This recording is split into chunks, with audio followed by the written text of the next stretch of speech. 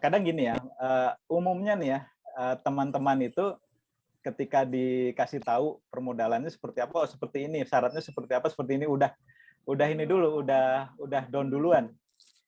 Jadi sebenarnya jangan gitu. Jadi gini, sebenarnya teman-teman bisa kok, hanya belum tahu caranya aja. Gitu. Nah, di sini kami akan sharing agar teman-teman bisa tahu caranya dan bisa menjalankan itu, akhirnya mendapatkan kesempatan permodalan. Ya, Assalamualaikum warahmatullahi wabarakatuh. Selamat datang sahabat Sohib semua. Perkenalkan, nama saya Utus Hardiono. Saya di sini mewakili Solusi Hijrah. Seperti yang sudah disampaikan, insya Allah hari ini kita akan membahas mengenai peluang permodalan tanpa riba, tanpa sita, tanpa jaminan ya dari Solusi Hijrah. Yang mudah-mudahan bisa menjadi solusi bagi rekan-rekan UMKM di era atau masa pandemi seperti ini. Untuk selanjutnya kita akan ada acara mengenai podcast permodalan ya. Jadinya nanti kita akan berdiskusi dengan founder dari Solusi Hijrah. Ada Mas Rangga. Mas Rangga bisa monitor? Ya, bismillahirrahmanirrahim. Assalamualaikum warahmatullahi wabarakatuh. Waalaikumsalam. Ya, hari ini kita akan diskusi mengenai peluang permodalan ya, Mas Rangga ya. Oke, langsung kita dimulai sekarang aja ini atau nunggu ya, Mas Fai dulu? sepertinya Mas Fai masih di jalan, ini beliau belum merespon, jadi kita langsung ke acara selanjutnya saja ya. Ya. Baik, jadi mungkin bisa diceritakan untuk hari ini kan kita membahas permodalan syariah ya. Mungkin kita mulai dari awal dulu deh. Apa bedanya dengan permodalan konvensional nih, Mas Rangga? Ya. Bismillahirrahmanirrahim. Assalamualaikum warahmatullahi wabarakatuh. Alhamdulillahirabbil alamin. Allahumma sholli ala Muhammad wa ala ali Muhammad. Selamat pagi Sobat Sohib semuanya. Apa kabar? Alhamdulillah hari ini kita bisa hadir di sini untuk diskusi mengenai permodalan syariah. Jadi maksudnya apa sih permodalan syariah ini? Jadi kami di sini Solusi Hijrah memberikan solusi permodalan bagi teman-teman Sobat Sohib, khususnya kaum muslimin.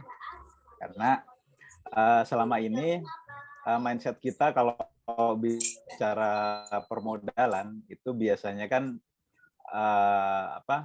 kita datang ke bank, kita ngajuin permodalan, kemudian kita set jaminan, setelah itu bank cairkan uangnya, kemudian kita sebagai pengaju permodalan itu akhirnya membayar cicilan.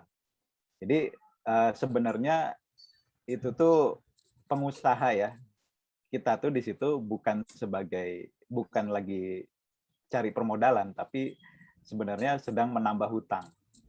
Jadi memang bahasanya di konvensional yang seperti itu permodalan, tapi sebenarnya hal seperti itu bisa kita bilang itu berhutang. Nah, di sini kami dari Solusi Hijrah akan memberikan solusi lain bagaimana teman-teman di UKM ini bisa mendapatkan permodalan. Kira-kira gitu, Mas Utus.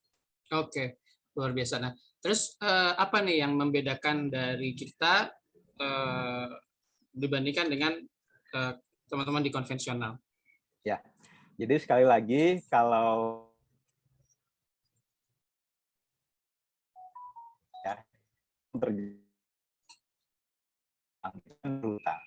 nah, kalau yang akan kami bahas di sini, kita diskusikan bersama di sini adalah jalan yang benar-benar investasi. Jadi investor akan berinvestasi ke perusahaan teman-teman, ke UKM.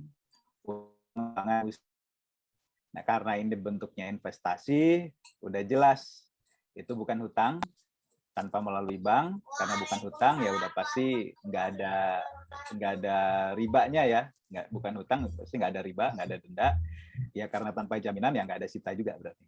Gitu.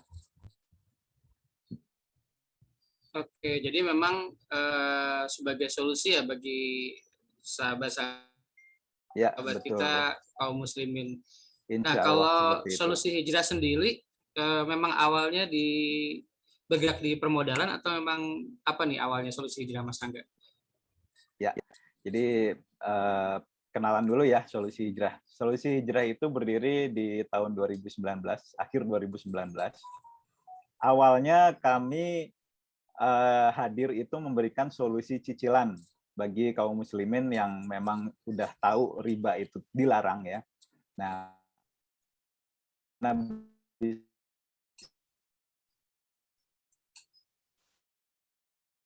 Halo, Mas Rangga, suaranya agak terputus di ya. rumah motor gitu ya. Kalau ya, halo, suara saya putus? Ya, ya. Ya. Ya. Jadi gimana caranya bisa beli itu semua tanpa nyicil gitu. Nah, sebenarnya nyicilnya nggak jadi masalah. Yang jadi masalah itu kalau cicilannya berbunga atau riba. Dalam bahasa syariatnya riba. Jadi Solusi Hijrah itu hadir memberikan solusi gimana supaya orang-orang itu khususnya kaum muslimin bisa membeli rumah, mobil, motor, atau bahkan renovasi rumah atau beli aset-aset produktif ya, misalnya beli mesin jahit, beli mesin konveksi dan sebagainya secara non tunai atau cicilan tanpa ada akad ribawi di situ. Awalnya kami seperti itu. Oke, jadi memang dari awal konsisten ya untuk berada di jalur syariah ini, Mas Rangga ya. Insya Allah. Oke, nah kemudian solusi dari sisi permodalannya itu seperti apa nih, Mas, teknisnya? Ya, jadi di tahun ini, tahun 2021, alhamdulillah kami dipertemukan dengan teman-teman dari Bishare Syariah, di mana mereka memiliki platform permodalan crowdfunding syariah. Crowdfunding syariah itu, oke, kita bicara crowdfunding dulu ya. Crowdfunding itu bahasa Indonesianya gampangnya tuh urun dana. Jadi kalau kita mungkin yang sering kita kenal tuh kayak kitabisa.com ya. Kitabisa.com itu sering ada tuh yang biasanya untuk donasi musibah lah atau apa. Itu kan konsepnya urun dana ya. Jadi seseorang atau suatu lembaga membutuhkan dana dan orang-orang yang bersedia membantu akhirnya patungan di situ agar dananya terkumpul kemudian dimanfaatkan sesuai dengan kebutuhannya. Ini konsepnya sama seperti itu. Jadi Solusi Hijrah dengan Bishare Syariah ini mempertemukan antara UKM yang ingin mengembangkan usahanya dan memerlukan permodalan akan dipertemukan dengan investor yang sudah terhubung dengan platform ini. Jadi sekarang itu ada sekitar udah cukup banyak ya, 70.000 investor yang bergabung di platform ini, baik perorangan maupun lembaga, korporasi, yang mereka siap urun dana untuk memodali UKM-UKM yang memang menurut mereka layak, yang menurut mereka ide bisnisnya bagus, yang menurut mereka menguntungkan dan sebagainya. Ya namanya investor ya pasti niat untuk berinvestasi adalah keuntungan kan seperti itu. Tapi poinnya di sini kami berusaha mempertemukan nih. Jadi ada orang-orang yang ingin berinvestasi dan ada orang-orang yang membutuhkan investasi seperti itu. Nah karena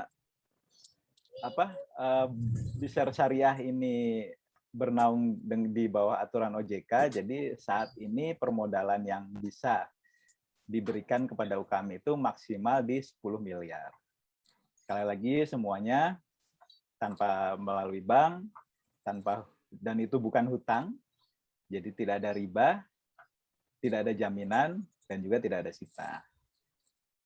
Kurang lebih seperti itu, Mas Utus. Baik, jadi yang perlu kita garis bawahi Sobat Sohib adalah kembali kita di sini tidak ada riba insya Allah dan bukan Insya Allah. pinjaman ya. Nah berarti Bukan seperti apa pinjaman. nih Mas? Ya betul bukan pinjaman. Ya. Berarti crowdfunding atau urun dana ini seperti apa nih teknis pelaksanaannya? Ya, jadi sekali lagi karena investor ini berinvestasi ke UKM-nya atau ke perusahaannya, bisa dibilang gini, UKM itu menjual kepemilikannya atau melepas sahamnya kepada investor. Jadi investor itu kan menaruh dananya ya, dia store dananya untuk UKM. Jaminannya apa gitu?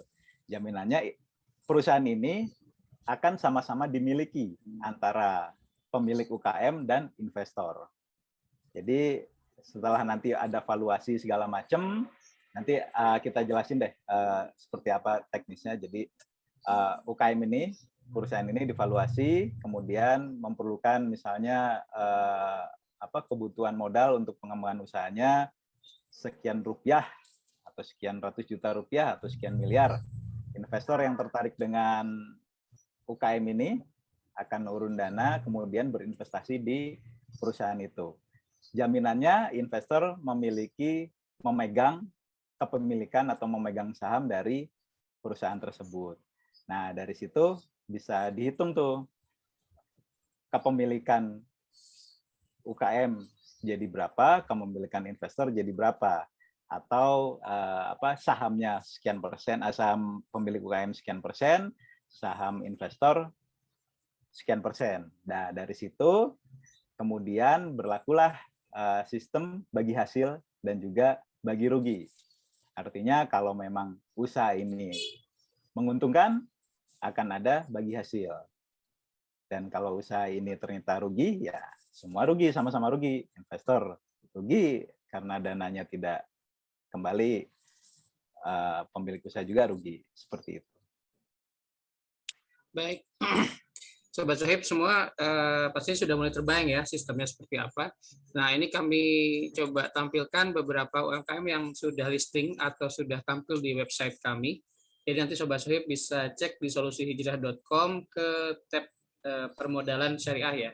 Nah, di sini kami ambil contoh ada 2 UKM yang sudah berjalan, yaitu Jakarta Street Food and Barbecue Holding sama Fish Street ya, Depok. Ini mereka membutuhkan permodalan yang pertama sekitar 200 juta dan yang kedua itu sampai 1,9 miliar. Nah, dengan sistem bagi hasil tadi yang sudah dijelaskan oleh Mas Rangga, UMKM ini akan melepaskan besaran sahamnya dan ini tergantung ya dari nilai perusahaan dan jumlah investasi yang dibutuhkan. Jadi sebagai contoh, si Jakarta Street Food ini dia melepas 13% saham dan yang John Kira ini dia melepaskan sekitar 45%. Nah, dari mana angka 14 dan 13% ini dihitung nanti dari saat kita melakukan valuasi atau menilai besarnya perusahaan, seperti itu. Dibandingkan dengan nilai investasi yang dibutuhkan serta aset yang dimiliki. Nah, nanti rata-rata pengembaliannya pun berapa persen atau berapa besar yang kita bagikan kepada investor, itu pun kembali lagi dari setelah kita melakukan perhitungan. Gitu. Jadi, Sobat Sohib nanti bisa dicek di website kami kembali untuk mendapatkan informasi lebih lanjut seperti itu. Nah, Mas Rangga, kalau misalkan udah ada yang tertarik nih Sobat Sohib semua yang hadir di sini, mereka juga pastinya hadir dengan rasa ingin tahu, kemudian setelah mendengarkan penjelasan yang disampaikan, mulai kepikiran nih gimana sih untuk bergabung dan apa aja syarat-syaratnya. Karena tadi di sini teman-teman teman-teman UKM ini nantinya akan melepaskan sahamnya kepada investor, jadi udah pasti usaha teman-teman ini harus berbadan hukum dan berbadan hukumnya itu PT. Gimana kalau belum PT? Ya harus ditingkatkan menjadi PT. Karena itu saat ini sebagai payung hukum ya. Artinya investor juga harus bisa mengontrol investasinya. Gitu. Sedangkan UKM juga harus bisa bertanggung jawab kepada investornya. Nah, di Indonesia ya, di negara ini atau dimanapun ya, jaminan orang memiliki usaha itu adalah sahamnya.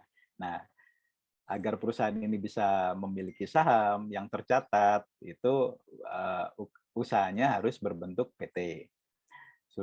Sudah berjalan minimal 2 tahun. Kenapa minimal 2 tahun? Agar kami bisa melihat histori laporan keuangannya. Karena gini, di investor ini, mereka ini itu kan berinvestasi apa ya, nggak asal ya. Pasti lihat dulu, ini usaha ini layak nggak sih dapat investasi gitu. Atau kira-kira kalau misalnya teman-teman investor lah, ketika mau investasi, meskipun investasinya saya bilang cuman lah ya, misalnya investasinya 1 juta, 2 juta, atau 5 juta, itu kan pasti berpikir ya, ini usaha tersebut layak nggak untuk saya investasi di situ. Nah, layak atau tidaknya gimana? Dari laporan keuangannya. Laporan keuangannya sehat atau tidak, keuntungan per tahunnya itu berapa, bagi hasilnya per bulan atau apa yang saya dapat kalau saya investasi sekian rupiah, kira-kira BEP-nya kapan. Nah, itu lihatnya dari laporan keuangan. Jadi itulah sebabnya usaha ini harus berjalan minimal 2 tahun agar laporan keuangannya bisa sama-sama kita analisa. Selain itu sudah memiliki untuk usaha yang offline itu sudah memiliki paling setidaknya 3 cabang. Tapi kalau untuk usaha yang online itu nggak jadi masalah. Kebutuhan dananya mulai dari 300 juta sampai maksimal di 10 miliar tadi, dan omset per tahunnya di 300 juta. Gitu, Mas Utus. Oke, jadi mulai terbayang ya, Sobat Sohib sudah mulai bisa mengira-kira nih, kira-kira syarat-syaratnya sudah terpenuhi belum nih. Nah, tapi kalau misalkan ada yang masih bertanya nih, Mas Rangga, kenapa sih kita harus membagikan saham? Kenapa sih nggak berupa pinjaman aja seperti biasa gitu? Ya, itu memang teman-teman di UKM ironisnya justru lebih tertarik berhutang aja daripada harus membagi sahamnya gitu. Nah, pertama kita harus rubah mindset kita dulu ya. Jadi di sini tujuannya crowdfunding syariah ini atau tujuannya platform ini itu sebenarnya untuk pengembangan usaha. Jadi memang teman-teman yang usahanya sudah berjalan, sudah beromset, ingin dibesarkan, ini solusinya. Misalnya udah punya satu toko yang berjalan di satu kota, ingin punya cabang di kota lain, atau yang sudah jalan dengan produk tertentu, misalnya kuliner, ingin menambah produk-produk yang lain, ini juga solusinya. Jadi pengembangan usaha. Jadi solusi agar teman-teman bisa mendapatkan modal tanpa berhutang itu dengan melepas sahamnya atau menarik investor. Jadi investor datang, mereka dapat apa? Mereka dapat kepemilikan seperti itu. Nah, berarti kepemilikan saya berkurang dong, kan gitu. Ya, memang seperti itu. Hanya kepemilikan memang berkurang, tapi valuasinya meningkat. Jadi contohnya gini deh, hitung-hitungan gampang ya. Katakanlah teman-teman sekarang udah punya profit sebulan itu di 100 juta. Nah, akhirnya dari situ teman-teman mulai berpikir untuk scale up, meningkatkan usahanya. Datanglah investor gitu. Datang investor, dilepas saham, datang investor, akhirnya valuasi perusahaannya meningkat. Yang sahamnya berkurang. Misalnya saham teman-teman dilepas 30%, jadi kepemilikannya tinggal 70%. Katakanlah seperti itu. Kemudian karena valuasinya meningkat, profitnya pun bertambah. Yang tadinya 100 juta jadi 200 juta. Gampangnya kayak gitu ya.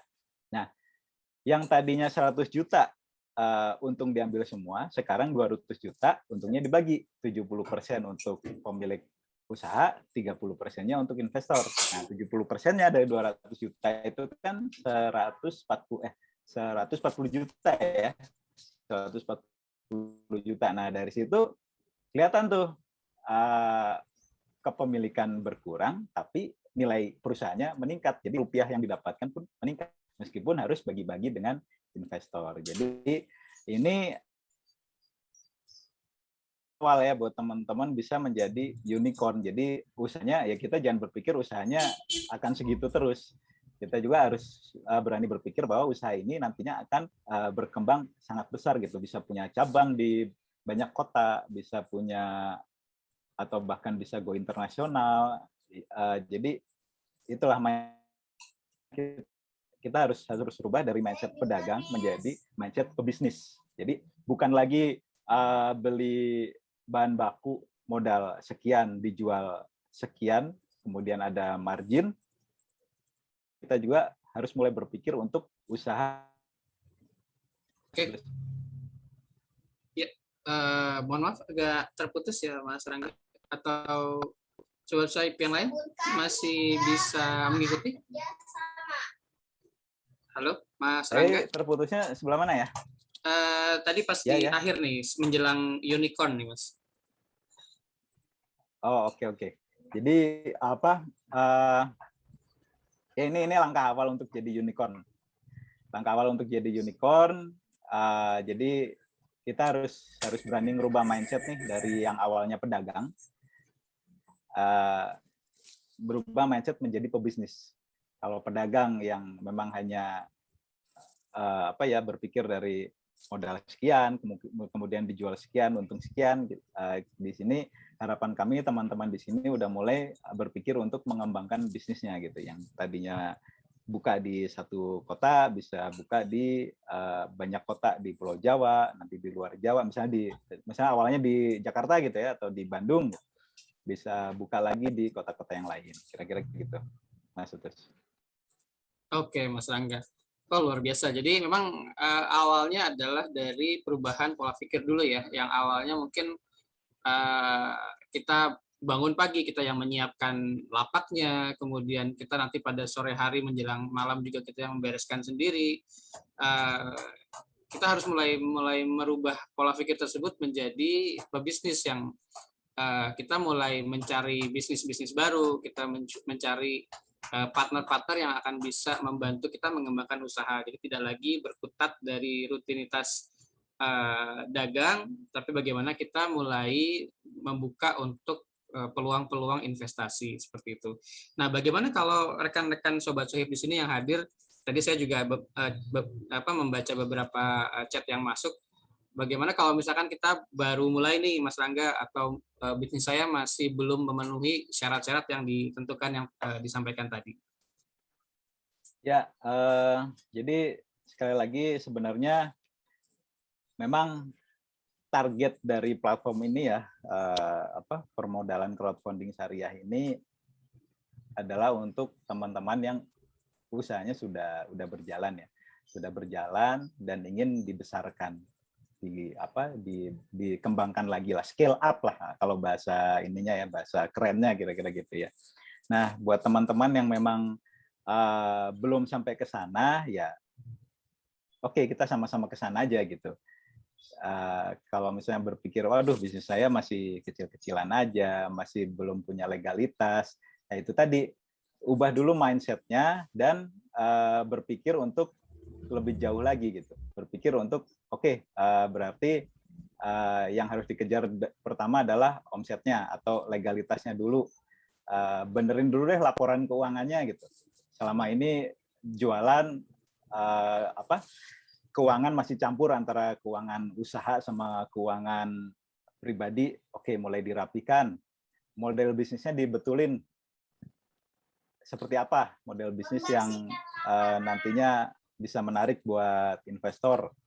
Revenue modelnya kita buat deh seperti apa gitu. Jadi dari situ harapan kami teman-teman di UKM ini bisa merubah mindset-nya, nggak sekedar untuk, meskipun namanya UKM ya, jadi omset yang 10 miliar tadi ya, permodalan 10 miliar itu sebenarnya permodalan UKM tuh kalau di kalau di kita nih di Indonesia gitu. Itu skalanya masih skala UKM. Jadi UKM itu bukan hanya pedagang kaki lima atau toko kelontong. Ya lebih besar dari itu pun kalau omsetnya masih di bawah 10 miliar tadi ya itu namanya masih UKM sebenarnya. Jadi nggak jadi masalah meskipun teman-teman saya masih pedagang kaki lima, ya berpikir untuk bisa lebih besar dari itu gitu. Saya masih online shop kecil-kecilan, ya berpikir untuk bisa lebih besar dari itu. Nah, gimana caranya? Nah, di kami ada sih program inkubasi bisnis yang bisa membantu teman-teman untuk ke arah sana. Jadi untuk teman-teman yang merasa membutuhkan untuk bisa membuat model bisnis yang bagus, membuat laporan keuangan yang benar, atau mulai berpikir soal legalitas. Nah, di sini kami ada program inkubator bisnis yang insya Allah bisa membantu teman-teman ke arah sana. Gitu kira-kira Mas Utus. Oke, luar biasa. Jadi memang solusi hijrah menyediakan tidak hanya goal setting atau tujuan utama yaitu permodalan, tapi juga kita menyediakan layanan inkubasi ini untuk mendampingi ya Mas Rangga, untuk membantu Sobat Sohib semua yang memang saya masih belum masuk nih dari persyaratannya dan mungkin juga masih terlalu berat kalau dari pikiran Sobat Sohib semua. Nah, tapi jangan khawatir karena kami memiliki program layanan inkubasi seperti yang tadi disampaikan untuk membantu Sobat Sohib, rekan-rekan UKM yang ingin mencapai persyaratan permodalan tadi gitu. Jadi kami menyediakan pendampingan untuk perapihan laporan keuangan, kemudian kita bisa pendampingan untuk proses legalitas seperti yang disampaikan juga oleh Mas Rangga, sehingga nanti harapan kami adalah rekan-rekan UKM Sobat Sohib semua bisa sampai ke persyaratan permodalan. Nah, kalau kita bicara bidang usahanya nih Mas Rangga, apakah terbatas di kuliner aja? Tadi kan yang kita sampaikan kuliner ya, yang jadi contoh tuh di website. Apakah terbatas itu aja kalau misalkan ada Sobat Sohib yang ingin buka franchise atau dari bidang-bidang yang lain, itu bagaimana peluangnya Mas Rangga? Ya, sebenarnya solusi crowdfunding syariah ini untuk segala jenis bidang usaha ya, yang penting usahanya halal itu aja karena ini syariah gitu. Jadi produk yang dijual adalah produk yang halal. Jadi mau itu usaha kuliner, fashion, atau peternakan, atau bahkan franchise pun bisa ya, seperti ya ini contohnya seperti Alfamidi. Jadi di sini ceritanya ya, kalau Alfamidi itu ada dari Sobat Sohib itu yang punya ruko atau punya properti gitu kan. Dia modal dia hanya itu, kemudian crowdfundingnya untuk franchise Alfamidi-nya. Akhirnya jadilah itu investasinya. Kemudian di situ juga ada kedai kopi yang tadinya cuma kedai kopi pinggir jalan, omsetnya udah bagus, dikembangin lagi, akhirnya punya punya tempat yang lebih proper dan usahanya terus meningkat. Bahkan ini juga ada peternakan tuh, ada ternak kambing. Itu juga selama model bisnisnya bagus, selama itu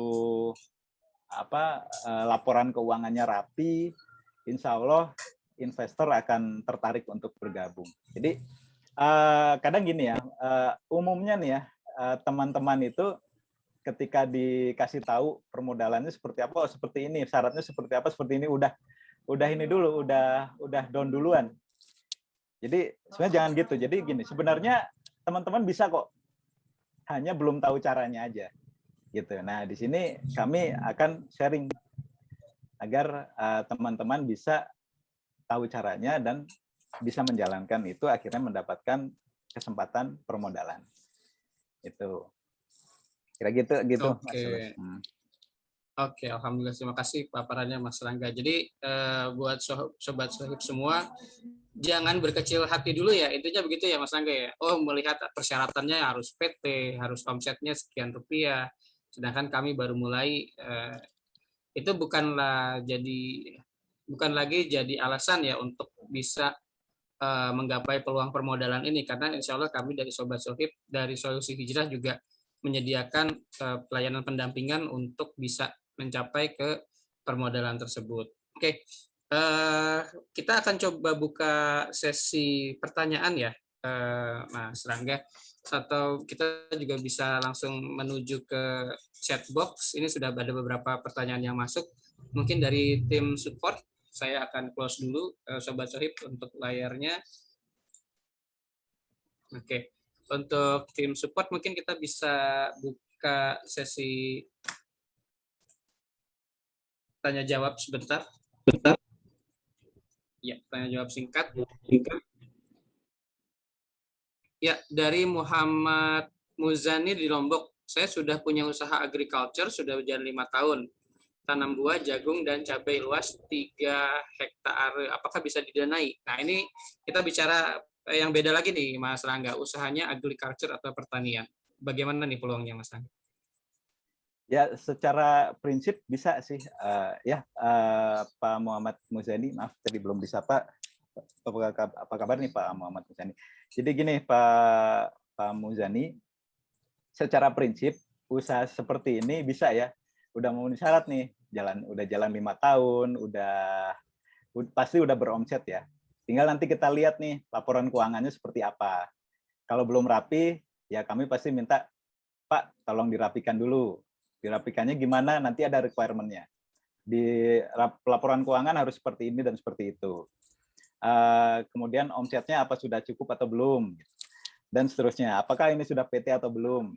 Itu nanti tinggal tektokan lah dengan tim kami. Jadi Pak Muhammad silakan ajukan aja, nanti dari kami akan kasih feedback apa saja yang perlu disiapkan. Kenapa seperti itu? Jadi karena gini, yang nantinya akan berinvestasi itu bukan kami. Yang nantinya berinvestasi adalah investor yang tadi saya sebutkan di depan. Jadi ada 70.000 investor yang akan berinvestasi. Nah, supaya mereka tertarik untuk investasi, jadi usahanya Pak Muzani ini harus mempunyai model bisnis yang menarik untuk mereka. Gitu. Harus punya model bisnis yang menarik. Oke, tanam jagung dan cabai, jualannya kayak gimana nih? Gitu. Resiko-resikonya apa aja? Profitnya berapa sih? Gitu. Bagi hasilnya rata-rata berapa per bulan atau per tahun dan seterusnya. Dari situlah nanti investor akan tertarik atau tidak tertarik untuk berinvestasi. Kira-kira gitu Pak Muhammad Muzani di Lombok. Oke, Terima kasih baik, Pak Muhammad. terima kasih. Ya, terima kasih Mas Rangga. Jadi Pak Muhammad mudah-mudahan bisa mewakili. Kalau misalkan Bapak masih ada pertanyaan yang ingin disampaikan, bisa langsung hubungi ke admin kami ya. Kita insya Allah terbuka untuk diskusi mengenai peluang-peluang permodalan yang bisa disampaikan. Oke, Mas Rangga, sekali lagi terima kasih banyak waktunya. Insya Allah nanti kita akan bertemu lagi di sesi tanya-jawab. Jangan kemana-mana dulu. Juga untuk Sobat Sohib yang lain, yang belum isi absen, kami ingatkan lagi untuk segera bisa mengisi absen, karena nanti akan menjadi catatan kami untuk mengirimkan e-sertifikat dan materi dari diskusi kita hari ini. Oke, kita lanjut menyapa Mas Fai. Mas Fai sudah bisa bergabung dengan kami. Admin mungkin bisa di-unmute. Ya. Assalamualaikum Mas Utus. Waalaikumsalam warahmatullahi wabarakatuh. Ya, selamat bergabung Mas Fai. Mohon maaf tadi kita selang dulu ya karena ada tadi ada satu dan kendala lain sinyal. hal. Iya. Oke. Baik, hari ini kita akan berdiskusi mengenai perkenalan muamalah maliyah ya Mas Fai. Ya, insya Allah Mas Utus. Jadi memang alhamdulillah tadi sudah banyak di pemaparan dari Mas Rangga ya. Jadi untuk tadi yang saya catat dari pemaparan Mas Rangga mengenai mindset usaha ya, ketika memang teman-teman sobat sohib sekalian sudah merubah mindset dalam bidang usaha, ada baiknya juga merubah mindset untuk fikih muamalahnya. Seperti itu mungkin. Baik. Oke, silakan Mas Fai.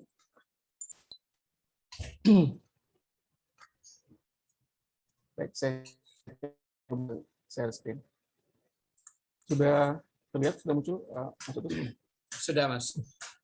Sudah ya. Baik. Bismillahirrahmanirrahim. Alhamdulillah. Wassalatu wassalamu ala Rasulillah wa ala alihi washabihi wa man wala amma ba'du. Baik, saya ingin menyapa dulu teman-teman mungkin yang sudah hadir pada hari ini ya. Sobat web sekalian dari Facebook ya, dari Zoom dan YouTube mungkin ya. Baik, Sobat Sohib yang dirahmati Allah, perkenalkan nama saya Rifai, saya mewakili dari teman-teman Solusi Hijrah. Sebelumnya saya ingin mengucapkan jasa khairan kepada teman-teman yang hari ini telah hadir untuk meluangkan waktunya karena mungkin di tengah kesibukan masing-masing ya. Semoga Allah Azza wa Jalla memudahkan segala ikhtiar kita.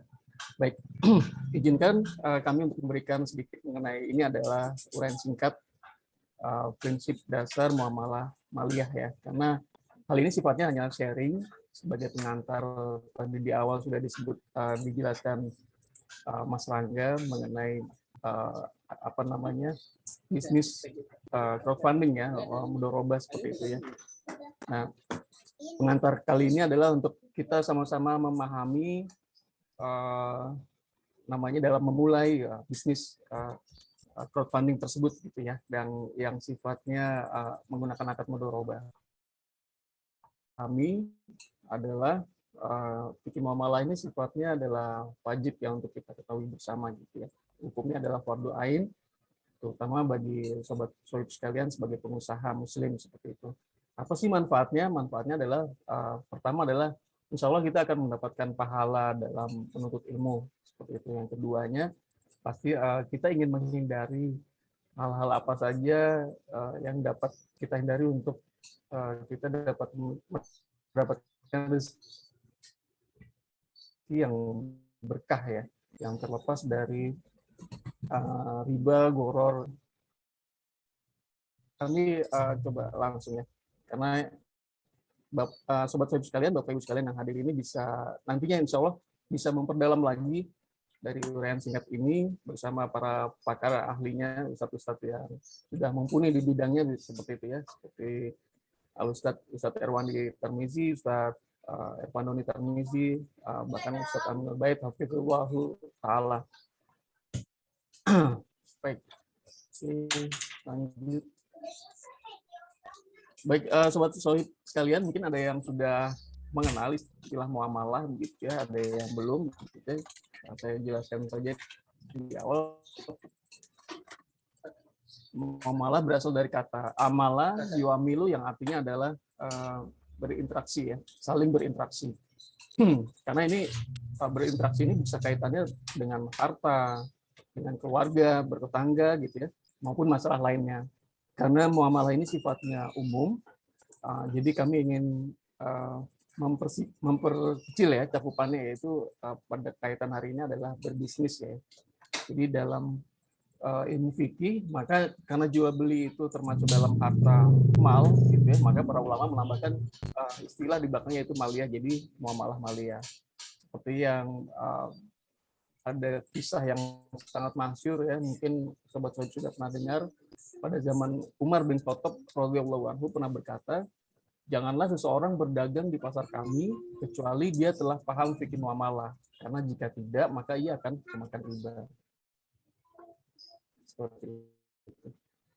Baik, jadi hukum asalnya bermuamalah atau muamalah maliyah ini adalah halal ya. Karena seluruh aspek kegiatan ekonomi yang dilakukan manusia tidak terlepas dari aturan dan batasan halal, ada yang halal, ada yang haram seperti itu. Dalam hukum muamalah yang ditetapkan oleh syariat Islam, Allah berfirman dalam Al-Quran surat Al-Baqarah ayat 29, huwallazi khalaqalakum ma fil ardi jami'an. Dialah Allah yang menciptakan segala apa yang ada di bumi ini. Seperti itu. Jadi bagian apapun yang ada di alam ini yang Allah ciptakan boleh dimanfaatkan oleh manusia saja. Pemanfaatannya dibatasi oleh apa gitu ya, oleh kepemilikan ya, sehingga manusia hanya bisa memanfaatkan barangnya saja. Apabila sama ketika barang itu telah dia miliki, dan yang kedua mengadakan transaksi dengan orang lain sehingga terjadi perpindahan kepemilikan. Hal ini yang biasa kita pahami dalam konsep akad murabahah seperti yang sobat sudah pernah pelajari ya, mungkin sudah pernah ketahui. Oleh karena itu mengambil hak orang lain tanpa transaksi yang benar, karena termasuk dalam memakan harta orang lain dengan cara yang batil. Allah Subhanahu wa taala berfirman juga dalam Al-Qur'an surat An-Nisa ayat 29, ya ayyuhalladzina amanu la ta'kulu amwalakum bainakum bil batil illa an takuna ijaratan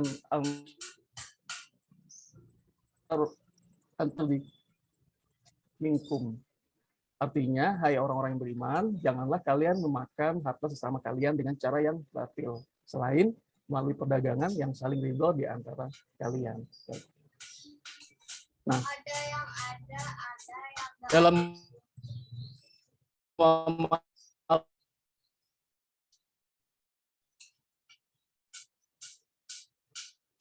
asal tadi bahwa muamalah itu transaksinya adalah mubah atau diperbolehkan.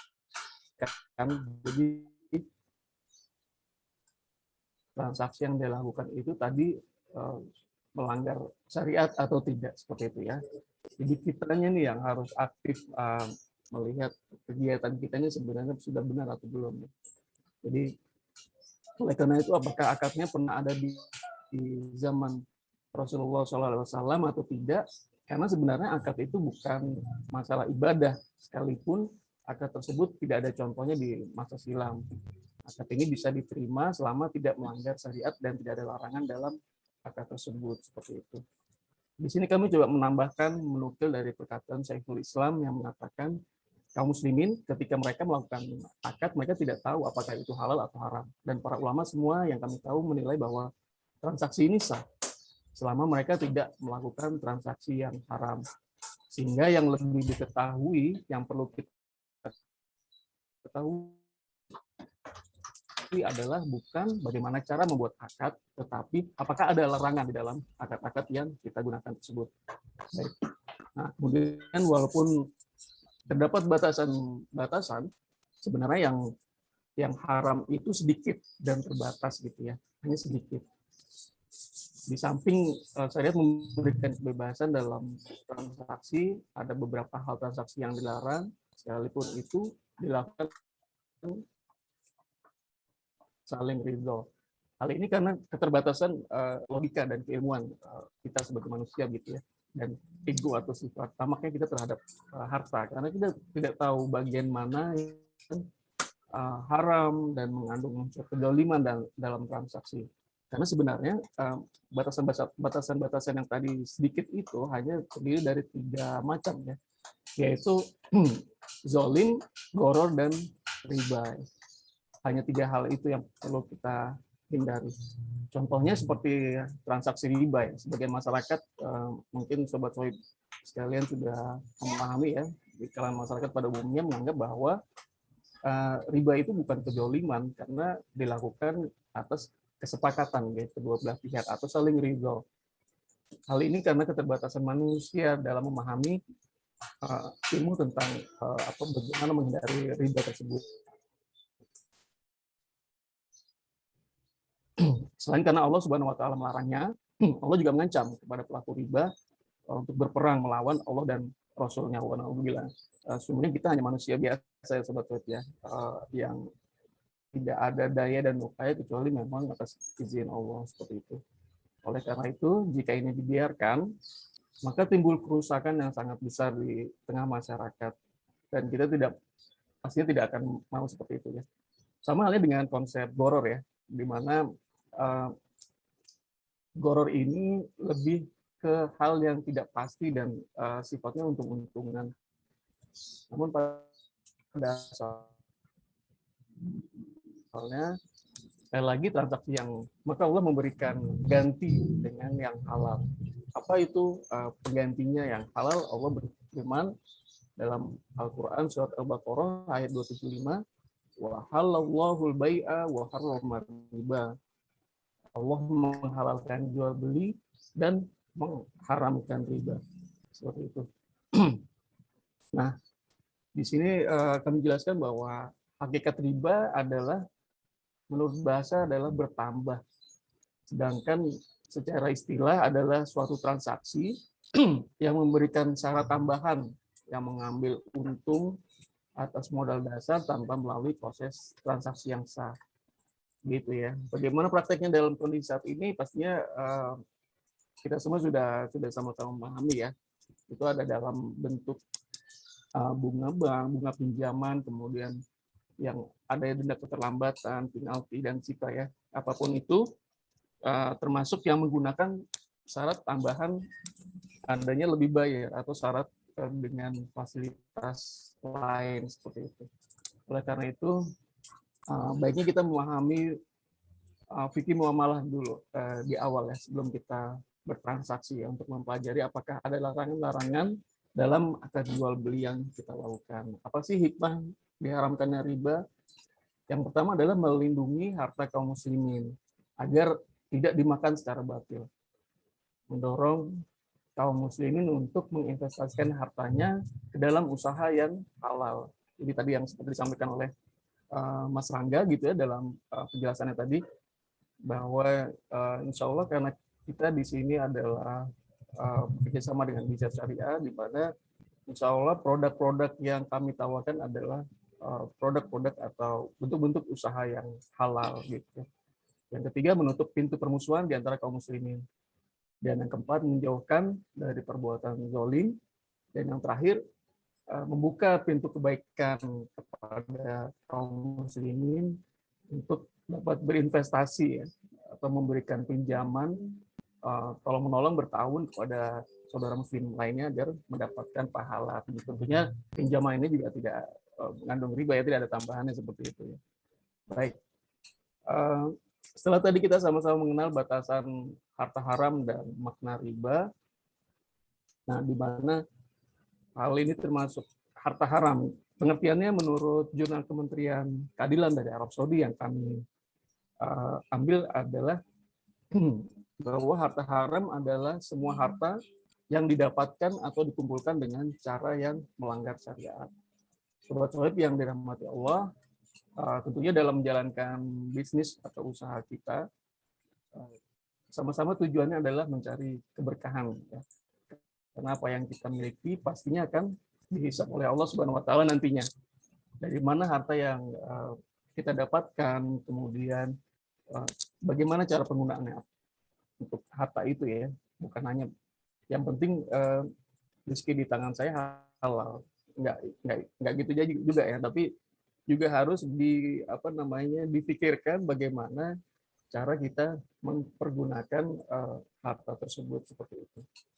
Terlebih di akhir zaman ini ketika manusia lebih mengejar fasilitas dunia ya, sekalipun mungkin memang belum saatnya untuk mendapatkan harta gitu ya, tapi akhirnya nekat gitu ya, nekat untuk berhutang karena itu sangat kita sangat hindari ya.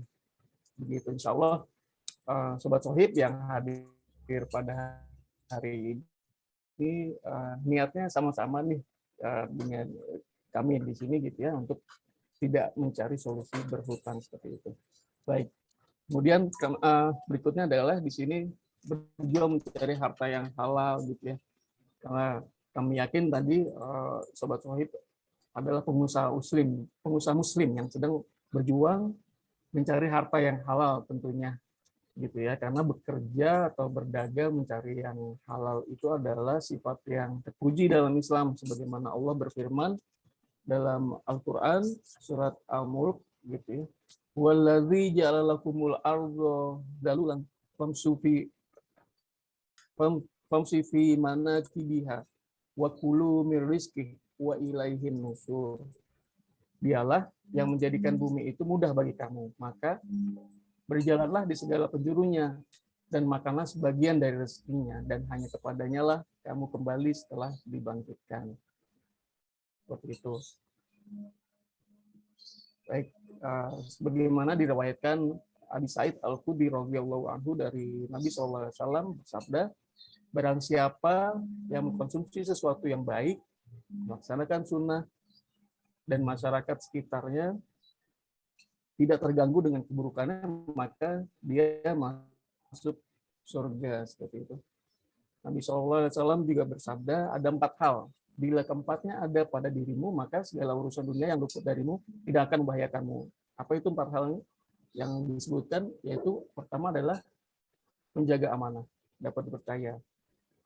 Kedua, berkata jujur, memiliki akhlak yang baik, dan menjaga urusan makanan seperti itu. Nah, jika tadi kita sudah sama-sama berikhtiar, berjuang di jalan Allah ya, untuk mencari harta yang halal dan berkah gitu ya, Maka kita semua ingin menghindari sebenarnya dampak-dampak harta haram tersebut itu apa aja sih gitu ya. Di sini kami sebutkan dampak harta haram terhadap umat ya. Harta haram ini pertama adalah memakan harta haram adalah ciri khas umat Yahudi gitu ya. Dalam Al-Qur'an surat Al-Maidah ayat 62 Allah menyebutkan artinya, dan kamu akan melihat kebanyakan dari mereka orang Yahudi segera membuat dosa, permusuhan, dan memakan yang haram. Sesungguhnya amat buruk apa yang mereka telah kerjakan. Jadi Allah menggambarkan di sini suatu masyarakat yang rusak dan hancur pada kala itu adalah masyarakat Yahudi. Yang kedua, ancaman neraka karena harta haram yang mereka masukkan ke dalam perutnya seperti itu ya, makanan yang dimakan gitu ya. Sesungguhnya ancaman ini adalah ancaman yang sangat kita takuti bersama ya, sobat-sobat sekalian, karena kita semua tidak akan tega membawa rezeki, membawa harta ke dalam rumah kita kemudian dinikmati oleh istri dan anak-anak kita. Orang bilang jangan. Baik, yang kemudian yang ketiga adalah harta haram adalah penyebab kehinaan dan penistaan umat Islam saat ini. Dalam hal ini Rasulullah SAW pernah mencontohkan dalam hal jual beli inah. Mungkin sobat Sohib sudah pernah dengar, di mana jual beli inah ini sebenarnya adalah bentuk kamuflase ya dari transaksi hutang piutang gitu, namun dimodifikasi seolah-olah seperti proses jual beli seperti itu, dan ini tentunya tidak boleh ya, ini termasuk kegiatan yang haram. Dan yang terakhir adalah harta haram yang merajalela di masyarakat menjadi sebab turunnya azab ya. Seperti itu, wallahu a'lam bishawab. Dan ini yang terakhir teman-teman sekalian. Soal saya jelas. Ini yang terakhir, bahwa saat ini solusi hijrah memberikan fasilitas apa aja sih yang dilakukan solusi hijrah gitu ya. Kurang lebih pertanyaan seperti itu ya. Solusi hijrah memberikan fasilitas bagi kaum muslimin untuk memenuhi kebutuhan usaha dan kepemilikan barang dalam bentuk akad seperti yang kami informasikan pada hari ini ya, yang tadi sudah disampaikan oleh Mas Rangga di awal pertemuan seperti itu, di mana kami menggunakan beberapa akad gitu ya. Yang pertama mudoroba, di mana mudoroba ini adalah usaha investasi dalam mengembangkan usaha yang hari ini kami sedang lakukan gitu ya, sedang kami informasikan seperti itu. Dan yang kedua adalah murabahah. Murabahah seperti apa sih? Murabahah itu bentuknya jual beli barang seperti itu ya. Jadi ketika Bapak Ibu sobat Sohib sekalian membutuhkan dalam bentuk barang gitu ya untuk kepemilikan kendaraan mungkin ya, untuk modal usaha dalam bentuk barang, itu kami insya Allah bisa bantu sediakan seperti itu. Insya Allah akadnya murabahah seperti itu ya. Jadi kami harus miliki dulu, kita beli tunai dulu dari penjual seperti itu ya, dari pemasok, baru kita jual ke konsumen dengan nilai margin gitu ya, dengan di situ sudah cantum nilai margin, dan pastinya itu atas kesepakatan konsumen ya, setelah melihat angsurannya seperti itu ya. Baik, jadi selain itu juga buat teman-teman, sobat Sohib, Bapak Ibu sekalian yang baru memulai usaha, kami juga ada kesempatan sebagai agen ya, wakil ya, untuk melakukan usaha seperti itu ya, dengan akad wakalah. Dan tentunya semua ini kami bantu dengan sarana kelas digital marketing. Jadi ini hanya overview, ini hanya informasi di awal sebenarnya untuk sobat Sohib yang baru mengenal solusi hijrah saat ini gitu ya. Untuk lebih jauhnya, untuk lebih detailnya, silakan sobat Sohib bisa mengunjungi website kami di solusihijrah.com atau bisa langsung menghubungi tim kami di nomor yang tersebut ya, di sini ya, di WA, bisa di chat langsung. Baik, mungkin itu saja yang bisa kami sampaikan dalam uraian singkat Muamalah Maliyah. Semoga informasi ini bermanfaat bagi Bapak Ibu sekalian, terutama bagi kami pribadi. Baik, mungkin itu saja. Mohon maaf atas segala kekurangan. Walhamdulillahirobbilalamin. Wassalamualaikum warahmatullahi wabarakatuh. Waalaikumsalam warahmatullahi wabarakatuh. Terima kasih Mas Rifai, mudah-mudahan menjadi manfaat untuk kita semua. Jadi kembali lagi, selain kita merubah mindset ya seperti yang tadi disampaikan oleh Mas Rangga, antara kita pedagang menjadi pebisnis, kita juga harus mulai mempelajari untuk dasar-dasar muamalah maliyah, karena kembali lagi yang menjadi perbedaan antara syariah dan konvensional otomatis dari dasarnya ya, dari awal kita niatan dan dari bagaimana kita menjalankannya. Oke, terima kasih Mas Faiz. Sekali lagi nanti kita akan bertemu lagi di sesi tanya jawab. Sekarang saya mau mencoba menyapa Pak Supriyanto. Apakah sudah bergabung dengan kami? Pak Supriyanto dari salah satu UKM yang sudah bergabung dengan Bisyir Syariah dan Solusi Hijrah. Beliau adalah COO atau salah satu owner dari Salsa Group. Pak Supriyanto sepertinya sudah bergabung dengan kami ya Pak. Bisa mendengar suara saya Pak? Alhamdulillah sudah. Alhamdulillah.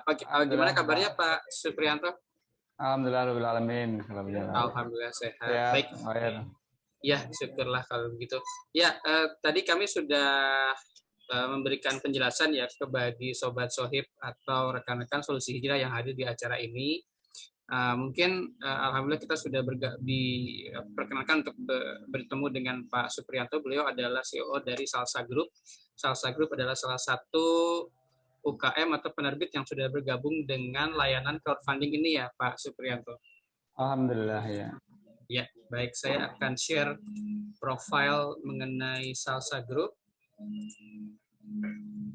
Oke. Ya, mungkin Pak Supriyanto bisa ceritakan sedikit mengenai Salsa Group itu sendiri, Pak. Oke, bismillahirrahmanirrahim. Alhamdulillahirobbilalamin.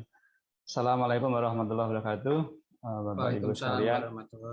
Terima kasih tim MPN yang sudah memberikan waktu kepada saya untuk sedikit sharing dengan Bapak Ibu sekalian terkait Salsa Group. Alhamdulillahirobbilalamin, segala puji hanya milik Allah yang telah melimpahkan beribu nikmat kepada kita sekalian, sama nikmat iman dan Islam, nikmat kesehatan di tengah pandemi corona yang sampai saat ini masih belum usai, masih Allah berikan kepada kita perlindungan dan kesehatan. Semoga Allah berikan keberkahan kepada kita semua. Salawat dan salam semoga senantiasa tercurahkan kepada junjungan dan panutan kita Nabi Muhammad Shallallahu Alaihi Wasallam beserta seluruh keluarga, sahabat dan tabiin dan seluruh umatnya sampai zaman akhir. Jazakumullah khairan, tim Bisyir dan tim MBN yang telah memberikan waktu kepada kami. Insya Allah perkenalkan kepada kami, mohon izin pada Bapak Ibu sekalian untuk sedikit sharing ya terkait apa yang sudah kami lakukan 4 bulan terakhir. Sebelumnya kami sampaikan sedikit profil terkait Salsa. Alhamdulillah Salsa Grosir dan Retail awalnya didirikan oleh Pak Nur Adi Purnomo, beliau selaku ownernya. Dan alhamdulillah usaha Salsa dimulai benar-benar dari modal nol.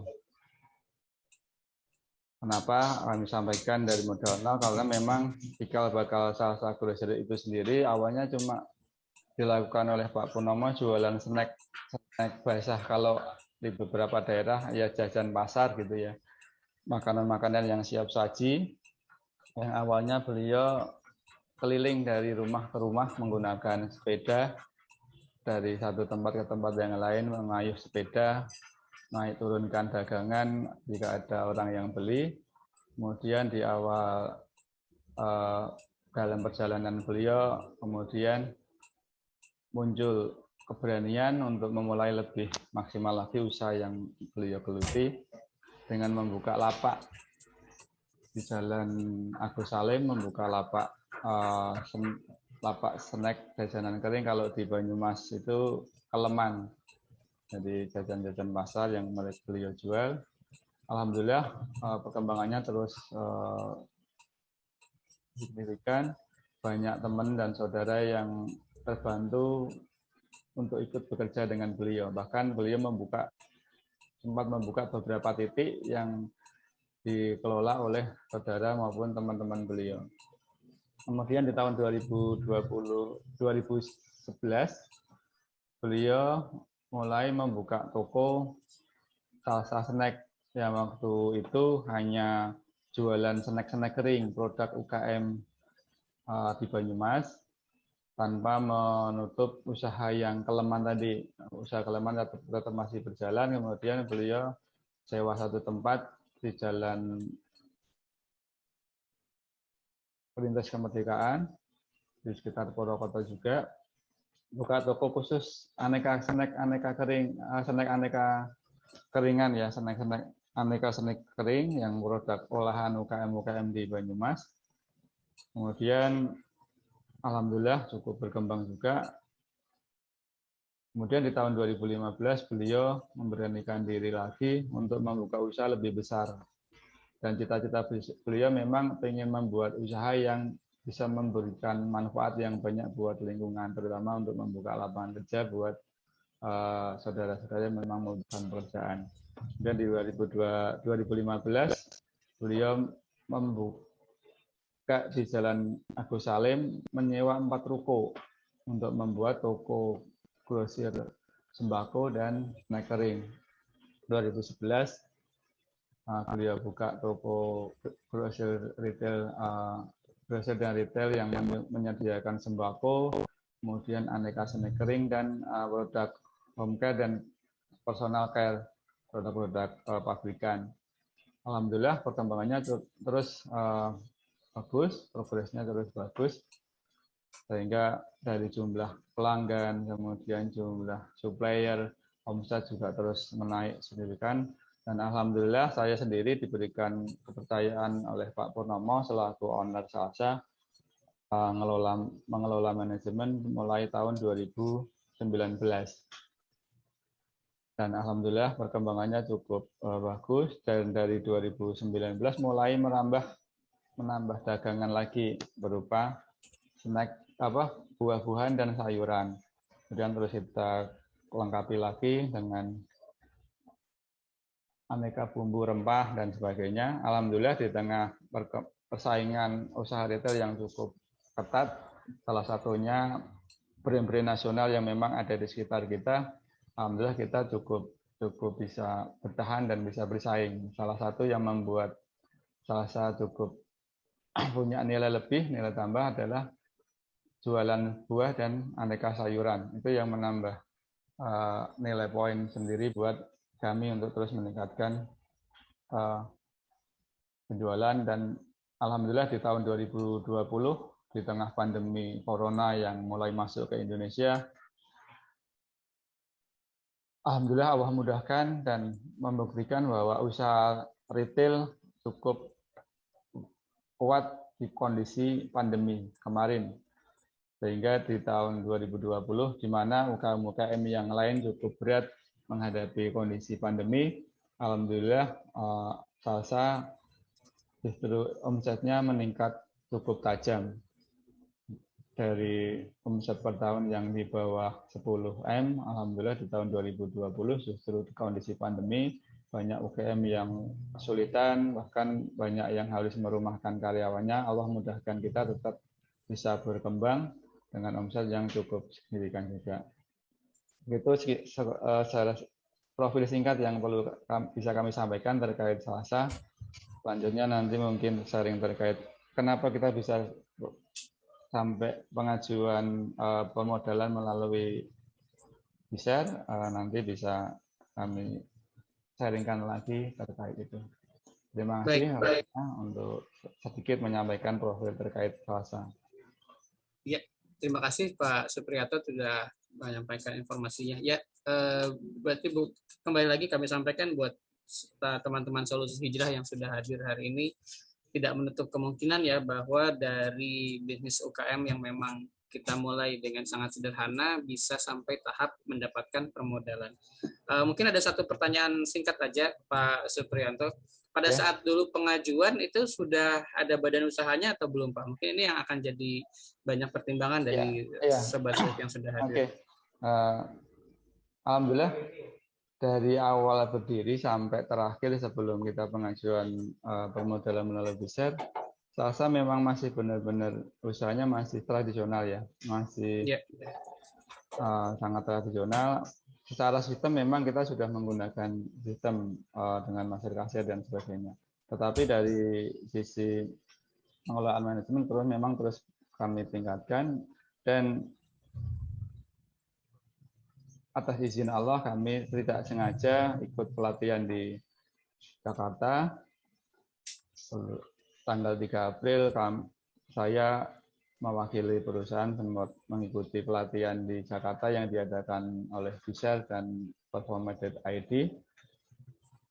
Waktu itu tidak menyangka kalau pelatihan yang kami ikuti yang tujuannya untuk meningkatkan pengetahuan kami terhadap pengelolaan manajemen yang baik justru dipertemukan dengan BISER yang ternyata saya sendiri membantu UKM-UKM yang ingin tumbuh tapi terbatas permodalan. Dan karena memang visi misi saya sendiri ingin menjadi usaha retail yang syariah dari sistem tenaga kerja, kemudian sistem jual belinya dan sebagainya, kami sangat menjunjung terhadap aturan-aturan syariat.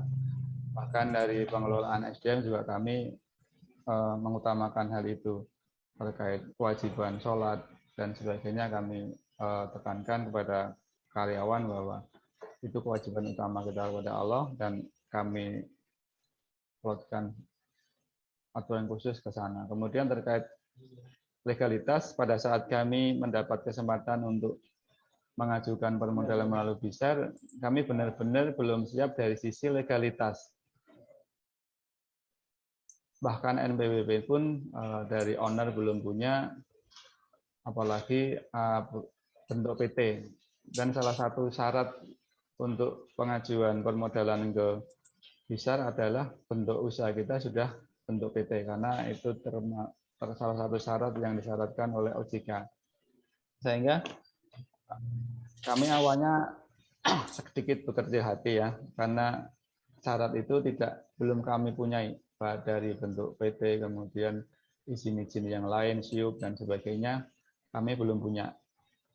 Tapi kami komunikasi terus terang kepada tim BISER, menyampaikan kondisi kita saat itu, memang kita benar-benar belum terpenuhi syarat administrasi dari sisi legalitas. Alhamdulillah dari tim BISER justru memberikan peluang itu kepada kami untuk menyiapkan terlebih dahulu persyaratan legalitasnya. Lengkap, alhamdulillah kami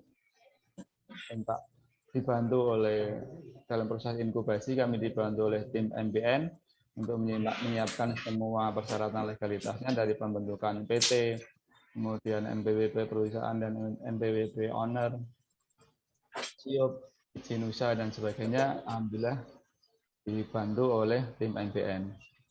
Dan PT kami dengan nama PT Usaha Besar Bersama. Mungkin itu sekilas dulu terkait legalitas. Iya. Jadi memang pada awalnya belum terbayang Pak, kenapa harus bikin PT segala Pak ya?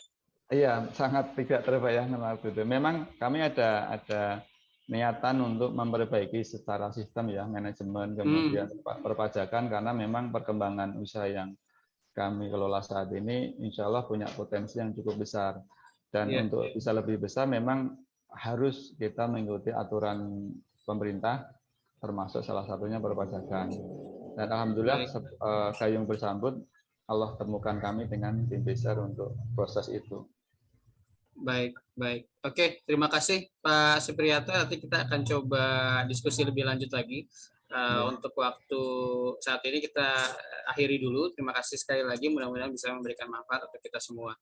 Ya, Sobat Sohib semua, kita lanjut ke acara selanjutnya, yaitu sesi tanya jawab. Dan mungkin sudah banyak yang menyimpan pertanyaan dan sudah siap untuk mendengarkan apa sih respon atau jawaban dari tim kami. Mungkin bisa kita mulai sesi tanya jawabnya. Ya, bisa.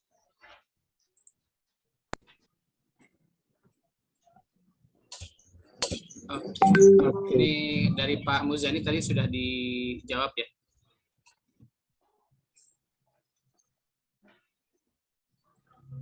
Baik, pertanyaan selanjutnya dari Ibu Olivia Ramla Ikhwan di Madiun. Orang tua saya adalah perawat dan saat ini sudah membuka praktek mandiri dan ingin mengembangkan menjadi klinik. Untuk dokter sudah siap, perizinan juga sudah, tinggal permodalan untuk mengisi kliniknya. Apakah memungkinkan untuk mendapatkan permodalan dan siapa dan saya harus hubungi ke siapa? Oke, Mas Rangga bisa bergabung? Ya, Bismillahirrahmanirrahim. Ya. Ya, selamat siang Ibu Olivia Rahmala Ikhwan. Assalamualaikum. Jadi di BISER sebenarnya udah ada ya yang sejenis ini. Jadi pernah ada atau mungkin sekarang masih berjalan ya klinik juga untuk mengajukan permodalan. Jadi sebenarnya bisa aja seperti tadi kasus sebelumnya yang Pak Muhammad tadi. Jadi ini usaha udah jalan tinggal tinggal dilengkap aja kalau perizinan udah ada, dokternya udah ada, perlunya untuk ngisi klinik. Kira-kira sama dengan yang kemarin diajukan oleh apa tuh namanya, Mas Utus? Di rumah sakit Tihama ya, di rumah sakit Cirebon gitu. Jadi mereka buka klinik di rumah sakit itu untuk cuci darah. Iya. Ya, jadi kurang lebih ini sama. Jadi kalau pertanyaannya bisa apa enggak, ya bisa hubungi ke siapa, hubungi ke admin kami aja nanti. Silakan konsultasikan lebih lanjut, apa saja yang perlu dilengkapi. Setelah itu ya tinggal diikuti aja prosesnya. Oke. Semoga baik, membantu. Pertanyaan selanjutnya. Baik, dari Pak Abdul Wafi di Jember. Kami usaha di bidang beras, masih bentuknya UD ya, dan belum PT. Apakah harus ganti ke PT dulu? Ya, Assalamualaikum Pak Abdul Wafi. Jadi kalau Pak Abdul ini usahanya kurang lebih sama ya dengan Pak Supriyanto tadi ya. Kalau Pak Supriyanto itu kan jualan kebutuhan inilah ya, jualan kebutuhan pokok. Ya, Pak Abdul juga ini jualan beras. Masih UD ya, seperti dijelaskan Pak Supriyanto tadi, memang aturan OJK harus berubah dulu jadi PT. Bagaimana caranya? Itu nanti akan dibantu oleh teman-teman di BISER. Jadi apabila ingin mengajukan silakan hubungi admin kami, nanti akan diarahkan. Gitu. Baik, jadi kembali lagi Sobat Sohib yang masih belum terbayang kenapa sih harus PT ya. Jadi sempat disampaikan bahwa untuk persyaratan permodalan ini karena kita memang bukan sistemnya pinjaman ya. Kita tidak memberikan pinjaman tapi kita memberikan permodalan. Seperti apa sistemnya adalah dengan membagi atau berbagi sahamnya gitu. Jadi sudah sempat tadi disampaikan kalau misalkan memang masih ada yang belum jelas nanti kita bisa diskusikan lebih lanjut.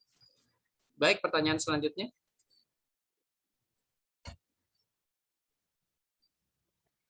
Ya, dari Pak Heru ya, Mas Heru. Untuk program inkubasi bisnis, bagaimana caranya? Ini Mas Rangga, mungkin kita bisa diskus lebih dalam sedikit mengenai inkubasi sendiri. Tadi juga disampaikan oleh Pak Supriyanto bahwa untuk membantu beliau dan tim untuk mencapai syarat-syarat permodalan juga ada layanan inkubasi ya yang dijalani. Nah, ini bagaimana, Mas?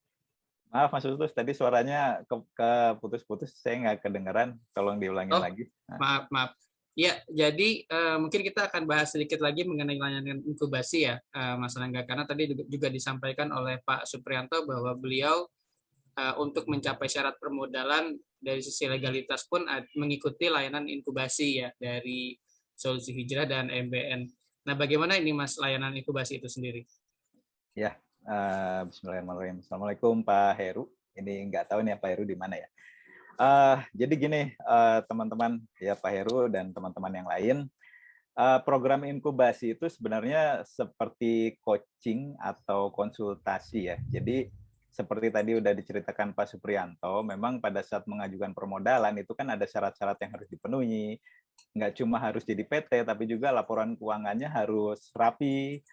Kemudian bisnis modelnya juga harus harus bisa menarik minat investor. Nah, Gimana caranya? Nah, teman-teman di inkubator ini akan apabila teman-teman Sobat Sohib, Pak Heru ikut program inkubasi, itu nanti akan di coaching, akan dikasih tahu bikin laporan keuangannya seperti ini, bikin bisnis modelnya seperti itu, dan seterusnya. Sehingga insya Allah setelah selesai dari program inkubasi ini, usaha teman-teman bisa ya udah pasti udah bisa memenuhi syarat dan maju ke permodalan. Sebenarnya lebih dari itu bisa menarik minat para investor.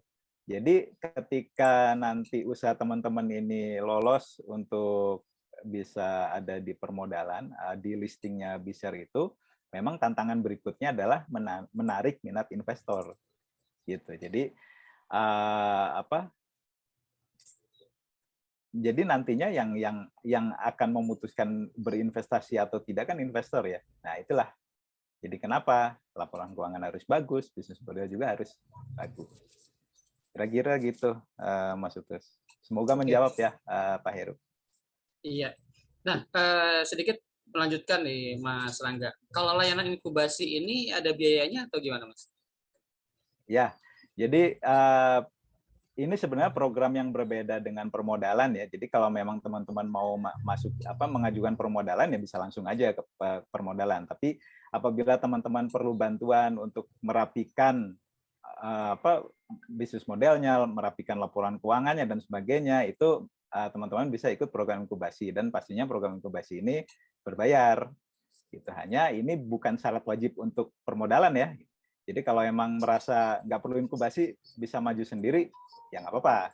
Kalau merasa perlu bantuan, silakan. Karena inkubator itu sebenarnya hubungan antara inkubator dengan pengusaha ya, dengan UKM itu seperti atlet dengan pelatihnya lah, kira-kira gitu.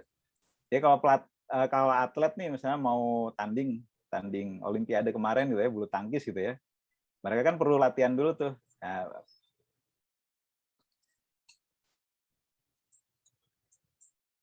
Nah, cara gimana menghadapi Olimpiade kan kayak gitu. Nah, setelah dilatih, dikasih tahu strateginya, dikasih porsi latihan yang benar, atletnya siap, tanding. Inkubasi di sini kurang lebih sama seperti itu. Jadi ketika ada teman-teman UKM yang ingin masuk ke permodalan, ini permodalannya udah ada nih, pintunya udah ada, bisa masuk ke situ. Nah, supaya bisa masuk di situ dan akhirnya berhasil, ya kalau memang perlu bantuan teman-teman inkubator untuk merapikan UKM-nya, merapikan perusahaannya, make up perusahaannya, perlu konsultasi dan coaching, silakan ikut program inkubasi. Seperti itu kira-kira, Mas Utus. Baik, jadi mudah-mudahan bisa memberikan gambaran ya kepada Sobat Sohib yang sudah hadir dari acara hari ini. Dan sekali lagi disampaikan ini tidak wajib ya, Mas ya. Ya, ini bukan syarat. Sobat Sohib, ya bukan syarat. Jadi bisa mengikuti atau bisa tidak. Cuman tadi disampaikan juga oleh Pak Suprianto, mungkin karena teman-teman UKM belum mempunyai informasi yang memadai mengenai apa sih yang harus disiapkan, bagaimana sih cara merapikan laporan keuangan, tahapan apa sih yang perlu disiapkan untuk mengurus legalitas. Nah, itu nanti bisa didampingi oleh tim kami. Tapi kalaupun dari teman-teman UKM bisa mengurus atau mempersiapkan persyaratannya secara mandiri, itu nggak masalah. Jadi nanti tinggal menghubungi admin kami, nanti kami akan informasikan syarat-syarat yang perlu dilampirkan untuk pengajuan permodalan, nanti tinggal dipersiapkan secara mandiri. Oke, seperti itu ya. Nanti kalau misalkan ada yang masih kurang jelas, bisa disampaikan di chat box atau menghubungi ke admin kami. Baik, kita lanjutkan lagi sesi tanya-jawab. Mungkin bisa dibantu oleh tim pertanyaan selanjutnya.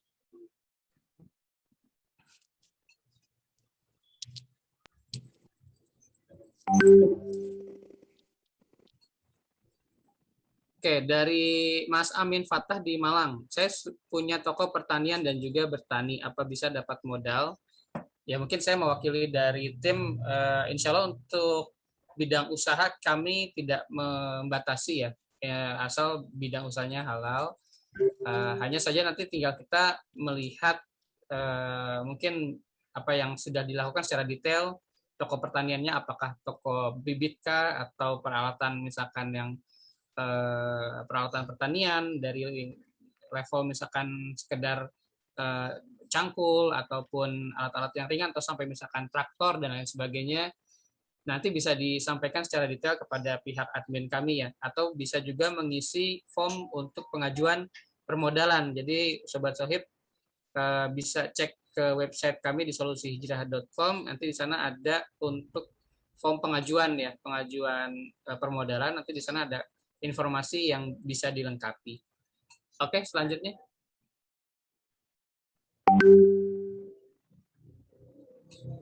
Ya, dari Pak Abdul Rahman di Bogor. Usaha beliau bergerak di bidang laundry korporasi ya untuk hotel. Saat ini sedang mencari modal untuk pengembangan penanganan laundry di rumah sakit. Semoga ada calon investor di sini yang berminat terhadap rencana pengembangan usaha kami. Apa yang perlu dilakukan selanjutnya? Baik, untuk selanjutnya Pak Abdul Rahman bisa langsung mengisi form pengajuan ya. Nanti dari admin kita akan kembali membagikan link di layanan chat kami. Jadi pada form tersebut Sobat Sohib bisa mengisikan dari mulai jenis usaha, kemudian informasi omset, sehingga sampai nanti permodalan yang dibutuhkan seperti apa. Nah, nantinya kami akan menghubungi kembali untuk berdiskusi mengenai peluang permodalan yang bisa didapatkan oleh Sobat Sohib semua. Baik.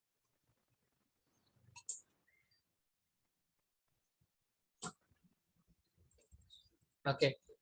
Sebelumnya, Mas Rangga kembali nih, kita mungkin sedikit membahas untuk inkubasi ya, karena pastinya dari beberapa chat yang tadi dibacakan, mungkin belum semua bisa memenuhi persyaratan ya. Nah, misalkan nih Mas Rangga, saya sudah pengajuan nih untuk inkubasi nih, saya perlu dibantu. Ini pembayarannya bisa nanti pada saat dapat modal atau gimana nih Mas? Tadi kan ada disampaikan bahwa layanannya berbayar ya. Nah, bisa nggak nanti bayarnya kalau saya dapat permodalan gitu? Seperti itu kira-kira bisa nggak Mas? Ya, jadi gini ya, seperti yang saya tadi bilang tadi sebelumnya. Program inkubasi dengan permodalan ini nggak ada hubungannya ya. Ini berdiri masing-masing. Jadi goalnya sebenarnya gini, teman-teman kan mau mengajukan ke permodalan. Membantu tidak gitu kan. Kalau emang perlu bantuan dari inkubator, ya silahkan ikut program inkubasi tadi gitu. Kalau memang tidak, ya bisa langsung aja. Nah, apakah boleh utang? Nah, masalahnya gini, saat ini teman-teman dari inkubator memang belum menyediakan fasilitas itu. Jadi ini kan jasa ujroh. Jadi ketika ya contohnya gini lah, kita mau bikin SIM gitu ya, mau ujian SIM, harus bisa nyupir dulu gitu. Ikut kursus mengemudi. Apa boleh kursus mengemudinya dibayar setelah dapat SIM? Ya tanya sama tukang kursusnya, tapi biasanya sih nggak bisa gitu. Jadi karena nggak ada hubungannya gitu, karena nggak ada hubungannya. Okay. Jadi kalau mau ikut kursus ya ikut kursus, kalian ya ujian kan gitu. Baik. Oke, terima kasih. Mungkin kita kembali ke Pak Supriyanto dulu ya, Pak. Bapak masih bisa dengar suara kami? Masih, Mas. Alhamdulillah. Baik. Oke. Pak Supri, mungkin kita sedikit lagi bahas mengenai inkubasi ya, karena pasti ini akan jadi banyak pertanyaan yang mungkin Sobat Sohib yang hadir hari sini agak malu untuk bertanya. Itu berapa lama Pak proses dari mulai ikut inkubasi sampai pengajuan permodalan nah ini disetujui? Itu kira-kira berapa lama, Pak?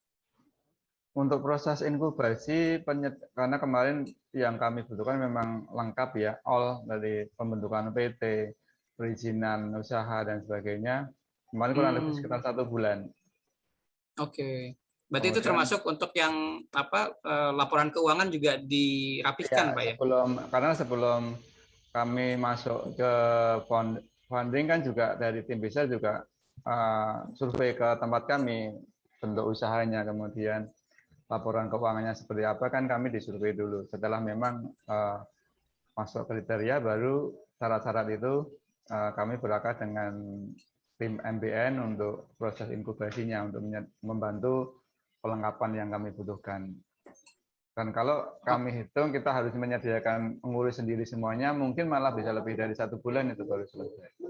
Oke, betul. Karena memang sudah ada tim khusus ya Pak ya yang sudah mendampingi profesional untuk handle itu semua. Baik, betul. Jadi memang Sobat Sohib tidak perlu khawatir mengenai layanan inkubasi ini, sebenarnya memang akan bermanfaat atau enggak, atau hanya istilahnya kalau dalam kondisi sekarang kita harus mengeluarkan lagi dana untuk inkubasi, ya insya Allah akan bermanfaat karena kembali tujuan kita adalah memang tujuan kita adalah untuk kepermodalan ya Pak Supriyanto ya. Betul. Jadi lebih siap. Oke. Nah, kemudian kalau untuk pengajuan permodalannya sendiri Pak, bagaimana kemarin kesan pada saat prosesnya setelah Bapak dokumen sudah lengkap semua, kemudian masuk ke pengajuannya, itu berapa lama Pak sampai bisa listing akhirnya di website?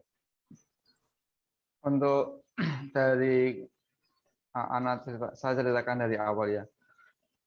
Yang kami ikut pelatihan memang pelatihan di Jakarta tanggal 3 April.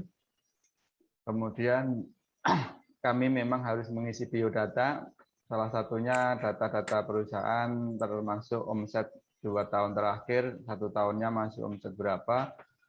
Kami pada saat mengisi biodata pun awalnya tidak kepikiran nih bisa masuk ke 20 besar dari peserta yang ikut pelatihan waktu itu. Waktu itu diikuti oleh sekitar 46 atau 50 UKM. Kemudian setelah ngisi biodata, setelah selesai kami diberikan informasi kok kami masuk di 20 besar UKM yang investable untuk punya potensi pengajuan permodalan. Kemudian di tanggal 12 April kami diundang ke Jakarta untuk menyampaikan presentasi di tengah tim DISER. Menyampaikan presentasi perusahaan terkait laporan keuangan 2 tahun terakhir dan beberapa data yang harus kami sampaikan. Setelah presentasi tanggal 12 tersebut, alhamdulillah kami dianggap punya potensi untuk mengajukan permodalan. Setelah itu proses persiapan semuanya, proses inkubasi sekitar 1 bulan. Kemudian kurang lebih sekitar 1,5 bulan lah proses semua persiapan sudah siap. Baru tanggal 15 Juli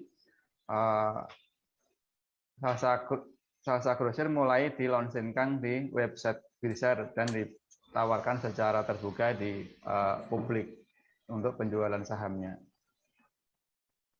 Kemudian, jadi ya Pak. Untuk proses penjualan sahamnya sendiri di website butuh waktu sekitar 45 hari maksimal. Tapi bisa jadi dalam 10 hari atau berapa hari terjual 100% pun itu bisa memungkinkan. Karena kemarin memang ada brand nasional yang berbarengan dengan kami. Hanya 10 hari dengan dana yang untuk bisa dapat permodalannya ya. Iya, bisa 100% terjual. Baik. Jadi sejauh ini memang tidak ada kendala Pak ya untuk proses bahkan dari awal sekali ya sebelum inkubasi, masa inkubasi sampai permodalan. Meskipun di awal kita sempat pesimis ya karena memang syarat-syarat yang harus disertakan itu memang kami belum siap sama sekali. Tapi alhamdulillah dengan support dan bantuan tim DISER dan tim MPN pada saat proses inkubasi, kendala itu semua alhamdulillah Allah mudahkan untuk bisa terpenuhi. Oke, alhamdulillah. Baik, ya mudah-mudahan bisa menjadi masukan juga ya bagi Sobat Sohib yang sudah bergabung hari ini. Kembali lagi bahwa kita tidak bukan membatasi untuk UKM yang mungkin sudah berjalan lebih dari 2 tahun atau misalkan omsetnya yang sudah lebih dari sekian rupiah per tahun. Tapi kemudian di sini kita mendorong untuk Sobat Sohib bisa pertama kembali merubah mindset, kemudian menaikkan valuasi perusahaan sehingga bisa mendapatkan permodalan seperti itu. Baik, kita akan coba menyapa kembali ke Mas Rifai. Mas Rifai masih bergabung dengan kami? Ya, Mas Utus. Alhamdulillah. Oke, Mas Rifai ini daripada ngantuk nih ya. Mungkin saya mewakili Sobat Sohib semua, saya coba akan menyampaikan pertanyaan nih seputar muamalah maliyah nih Mas Rifai. Oke. Di sini kan kita bicara mengenai permodalan ya Mas, mengenai permodalan adanya investor, adanya UKM sebagai penerima modal. Nah, tadi kita bicara juga bagi hasil, Mas Rangga juga sempat menyampaikan bagi rugi juga, bagi risiko. Nah, saya mau bertanya nih Mas, bagaimana kalau pihak pemodal yang menyerahkan uangnya kepada pihak pengelola atau di sini dalam hal ini UKM ya, kemudian terjadi kerugian dalam usaha tersebut sehingga menghabiskan dana investasi. Nah, siapakah yang bertanggung jawab nih, Mas? Apakah sisi pemodalnya atau investornya atau keduanya, Mas? Dari sisi muamalah maliyah ini seperti apa, Mas? Oh ya, baik. Terima kasih Mas Utus atas pertanyaannya. Jadi bismillahirrahmanirrahim.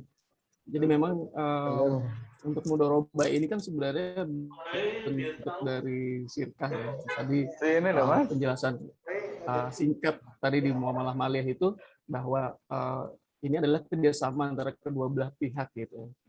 Di satu sisi adalah si sahibul mal, yaitu yang punya dana gitu ya, punya modal.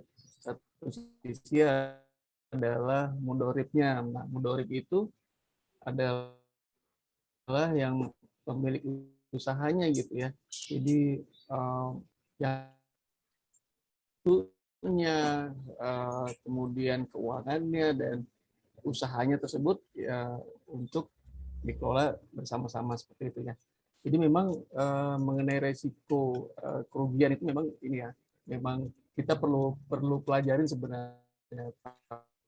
Para investor juga harus mempelajari dulu. Nah, ketika terjadi resiko kerugian secara syariat sih yang kami pahami gitu ya, diatur bahwa yang menanggung adalah kedua belah pihak gitu ya. Dari sisi investor pasti masa loh kok kedua belah pihak, iya, jadi memang karena setiap bisnis atau usaha kan pasti memiliki resiko kerugian, jadi memang harus dipahami di awal si pemilik modal atau investor itu akan kehilangan modal investasinya seperti itu ya.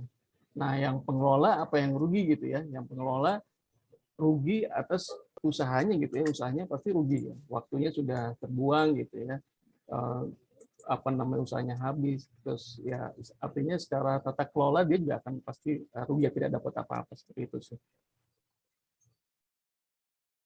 Baik. Mungkin itu seperti itu mungkin Mas Utus, terima kasih. Ya. Jadi mudah-mudahan bisa menjadi informasi bagi sobat Suhib yang sudah hadir hari ini.